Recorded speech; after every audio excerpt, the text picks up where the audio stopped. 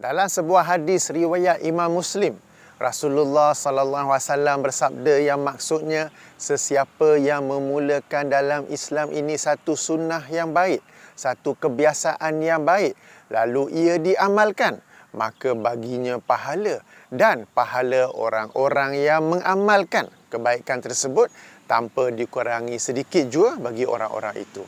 Sebaliknya, sesiapa yang memulakan dalam Islam satu kebiasaan yang buruk, sunnah sayyi'ah, lalu ia diamalkan, maka baginya dosa dan dosa orang-orang yang melakukannya tanpa dikurangi sedikit pun. Tuan-tuan dan puan-puan, Assalamualaikum warahmatullahi wabarakatuh. Kita bertemu lagi sambungan siri penjelasan buku saya Wahai Ibu, Wahai Ayah, dan kita masih lagi dalam membicarakan perkara-perkara yang dapat dilakukan oleh saya dan anda sebagai anak-anak kepada ibu bapa kita yang telah meninggal dunia. Tuan-tuan dan puan-puan, berdasarkan hadis yang saya bacakan tadi, ia mengecualikan firman Allah Subhanahu Wa Taala yang telah kita baca sebelum ini dalam surah An-Najmi, surah Yasin, bahawa seseorang itu dibalas berdasarkan usahanya sendiri sahaja, berdasarkan amalannya sendiri sahaja. Okey, maksudnya memang setiap orang diberi balasan di hari akhirat kelak berdasarkan usahanya sahaja, amalannya sahaja.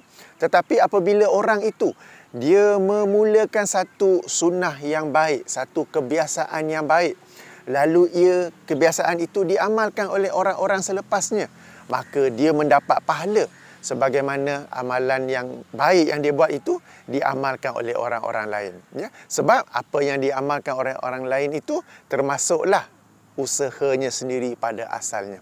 Demikian juga jika seseorang itu dia memulakan satu sunnah yang buruk, satu sunnah yang sayyi'ah, satu kebiasaan yang buruk, lalu ia diamalkan oleh orang-orang lain, dia dapat dosa kerana kebiasaan buruk yang dia buat tu, tetapi orang-orang lain yang turut mengikutinya juga mendapat dosa kerana secara tak langsung apa yang mereka lakukan itu adalah hasil usaha orang yang asal memulakan keburukan itu, ya. Jadi tuan-tuan dan puan-puan, berdasarkan hadis ini, apabila ia merujuk kepada dalam rangka berbuat baik kepada ibu bapa, seandainya ada sesuatu yang tak baik yang menjadi kebiasaan orang-orang tua kita dahulu, jangan kita teruskan supaya dosa itu tidak berterusan kepada mereka. Sebagai contoh, saya bagi contoh dalam keluarga saya sendiri, orang tua saya dulu, mereka biasa sebut kalau tak suka sesuatu perkara atau mereka ingin perkara itu tidak berlaku, mereka biasa sebut minta simpang 44 malaikat. Pernah dengar tak? Orang-orang tua dulu sebut minta simpang 44 malaikat. Maknanya bala tu nak mari, keburukan tu nak mari, lalu ada 44 malaikat pergi simpang kat situ, pergi blok, jadi tak menjadi, ya. Jadi saya pun dulu-dulu berkata perkataan yang tu juga. Contohnya mak saya kata, Hafiz, belajar, besok peperiksaan, gagal nanti. Ish, minta simpang 44 malaikat. InsyaAllah tak gagal. Budak ni lawyer buruk betul. Hafiz, bila naik basikal dekat kawasan rumah saja, jangan pergi jauh-jauh, kena langgar nanti. Ish, minta simpang 44 malaikat. Saya pun menggunakan perkataan itu. Kemudiannya, apabila saya belajar, saya mendapati ia bukanlah perkataan yang betul. Sebab kalau kita nak minta dielakkan sesuatu perkara, kita kata na'udzubillah min zalik. Semoga Allah melindungi kami daripada sedemikian. Bukannya minta simpang 44 malaikat. Bukannya bala tu nak mari 44 malaikat mari blok kat situ, ya. Kenapa tak 50 ke 60 malaikat? Kenapa 44 malaikat? Okey, tuan-tuan dan puan-puan pernah dengar ke? Okay. Jadi, bila saya tahu ia salah, saya pun berhenti melakukannya, berhenti mengucapkannya, tidak lagi berkata yang sedemikian itu, ya. Ini satu contoh. Contoh lain, seperti dulu masa saya muda-muda kecil dulu, mak saya pun menganjurkan saya membaca surah Yasin malam Jumaat. Maka saya pun baca juga surah Yasin malam Jumaat. Kemudiannya saya mendapat tahu yang sebenarnya dianjurkan bukanlah surah Yasin, tetapi surah Kahf, ya, surah Al-Kahf. Maka sejak saya tahu, saya pun berhenti baca surah Yasin dan saya membiasakan diri membaca surah Al-Kahf. Tuan-tuan dan puan-puan, dalam bab surah Yasin ini membaca pada malam Jumaat, ada dua hadis. Hadis pertama riwayat Imam Al-Baihaqi. Okey, dalam kitabnya Syu'abul Iman, yang bermaksud sesiapa yang membaca surah Dukhan dan surah Yasin pada malam Jumaat, maka diampunkan dosa-dosanya pada keesokan paginya. Hadis ini riwayat Imam Al-Baihaqi. Setelah meriwayatkannya, beliau sendiri menerangkan dalam kitab itu bahawa hadis itu dhaif kerana perawi sekian. Ada hadis kedua, riwayat Imam Al-Asfahani yang dikemukakan oleh Imam As-Suyuti. Imam As-Suyuti ada satu kitab khas. Saya tak ingat tajuk dia, tapi beliau ada satu kitab khas yang menjelaskan keutamaan hari Jumaat.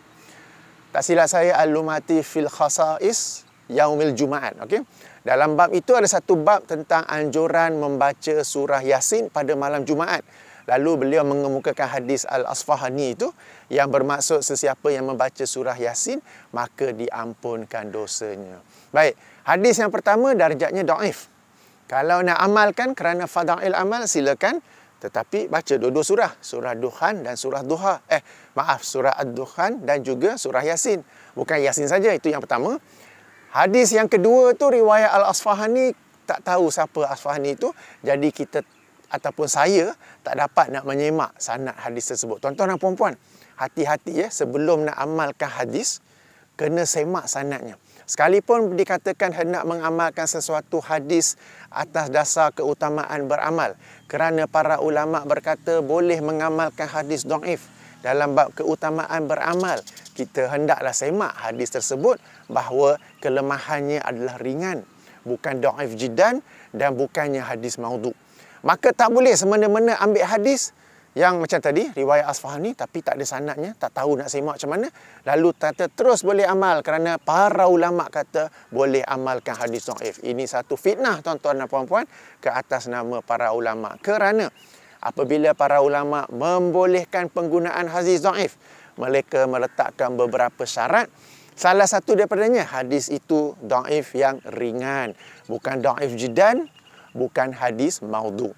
Jadi macam mana nak tahu dhaif ringan ke, dhaif jiddan ke, maudhu'? Kena ada sanadnya, kena ada para perawinya dan kenalah semak. Kalau tak dapat nak semak, macam riwayat Al-Asfahani yang dikemukakan oleh Imam As-Suyuti tu. Al-Asfahani ni pun satu nama yang agak umum. Okey, jadi kita tak dapat semak, maka tak boleh dikemukakan. Ya, jadi sebenarnya ada satu hadis saja riwayat Imam Al-Baihaqi dan Al-Baihaqi sendiri yang kata ia adalah dhaif. Kalau nak amal silakan, tapi surah Dukhan dan juga surah Yasin, bukan Yasin sahaja ya. Jadi saya pun dulu amalkan baca surah Yasin malam Jumaat. Kemudian saya mendapat tahu yang sebenarnya dianjurkan oleh Rasulullah SAW melalui hadis yang lebih kuat, sebahagian kata sahih, sebahagian kata hasan, ialah membaca surah Al-Kahf. Maka sejak itu saya pun mula melazimkan diri membaca surah Al-Kahf. Contoh ketiga ya, contoh ketiga ini contoh peribadi saya sendiri. Okey, contoh peribadi, sejarah peribadi saya sendiri. Macam dulu masa saya kecil-kecil, pakcik makcik saya suka menganjurkan kami membaca surah Yasin 3 kali pada malam nisfu Sya'ban. Siap telefon, Hafiz, malam ni nisfu Sya'ban, baca Yasin 3 kali. Selepas baca kali pertama, baca minta doa murah rezeki. Panjang umur lu kot, panjang umur. Lepas baca kali kedua, doakan murah rezeki. Lepas baca kali ketiga, doalah apa yang nak. Maka saya pun amalkan sempena malam nisfu Sya'ban ya, 15 hari bulan Sya'ban. Kemudian saya mendapat tahu, menspesifikkan satu tertib amalan, satu ritual pada tarikh tertentu, padahal tidak ada dalil daripada agama sebaliknya, tidak ada suruhan Nabi SAW sebaliknya, maka ia bukanlah untuk kita lakukan kerana ia adalah sesuatu yang baharu dalam agama. Maka saya meninggalkannya. Ini beberapa contoh. Saya dahulu pun, sebab saya ni pun orang Malaysia bukan apa kan, jadi biasa pun kita dulu pun mengamalkan perkara-perkara itu. Bila sudah dapat tahu, saya pun berhenti supaya kesalahan itu tidak berterusan kepada orang-orang tua saya mahupun saudara mara saya. Jadi ini sebagai contoh ya tuan-tuan dan puan-puan. Jadi seandainya orang-orang tua, tuan-tuan dan puan-puan ada menganjurkan, ada mengajar, ada membiasakan sesuatu yang sebenarnya tidak mengikuti petunjuk daripada Al-Quran dan Sunnah, maka berhenti. Maka dengan itu juga kita menghentikan dosa kepada mereka. Ini salah satu cara kita berbuat baik kepada mereka. Ya, kalau mereka ada menganjurkan sesuatu yang baik, maka kita teruskannya, ya, kita teruskan. Jadi tuan-tuan dan puan-puan, dalam rangka kita berbuat baik kepada orang-orang tua kita, apa yang baik kita teruskan, mereka mendapat pahala. Sebagai contoh, saya membaca Al-Quran, ibu bapa saya yang memanggil ustaz-ustazah untuk mengajar saya daripada alif ba ta sa sehinggalah kada khatam mukadam. Maka sehingga sekarang saya pun mengaji, mereka mendapat pahala sebab mereka membiasakan kepada saya satu yang baik, yang ini membaca Al-Quran. Dan kalau ada sesuatu yang tidak baik, contoh-contoh saya bagi tadi, kita hentikan, stop. Maka dengan itu, kesalahan itu, dosa itu pun berhenti daripada terus mengalir kepada mereka. Moga-moga bermanfaat. Kejap. Nanti orang biasa tanya, amalan-amalan tadi tu bid'ah, nanti masuk neraka ke? Okay? Sebab masyarakat Malaysia ni mereka punya ideologi neraka dengan syirik. Kita sebut je, nanti masuk neraka lah. Tidak begitu. Sebab Allah Subhanahu Wa Taala di hari akhirat kelak menilai seseorang itu dari seluruh aspek. Mungkin seseorang itu 1%, 3% amalan dia tidak selari dengan sunnah. Tetapi lagi baki 97% selari dengan sunnah. Dan baki itulah yang dengan rahmat Allah akan menyebabkan mereka dapat memasuki syurganya. Atau Allah juga mengambil kira apakah seorang itu tahu ataupun tidak tahu. Sebab zaman-zaman dulu-dulu, tahun 80-an, tahun 90-an, ustazah yang mengajar sunnah yang sahih amat minimum.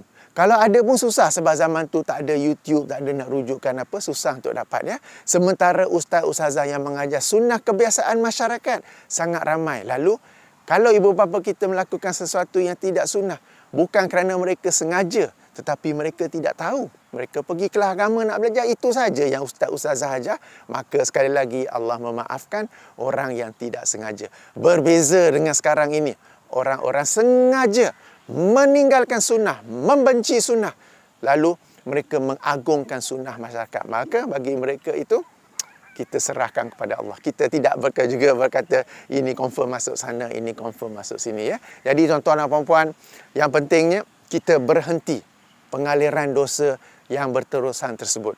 Okay? Apakah itu akan menyebabkan ibu bapa kita dihukum di hari akhirat ke tak? Kita serahkan kepada Allah, kerana Allah SWT Maha Pengampun lagi Maha Penyayang. Selain itu, kita sebagai anak juga, doa kita kepada ibu bapa adalah sesuatu yang bermanfaat kepada mereka, dan ini akan saya sentuh dalam video seterusnya nanti, insya-Allah. Baik, sehingga sini saja dahulu. Subhanakallahumma wa bihamdika asyhadu alla ilaha illa anta astaghfiruka wa atubu ilaika. Assalamualaikum warahmatullahi wabarakatuh.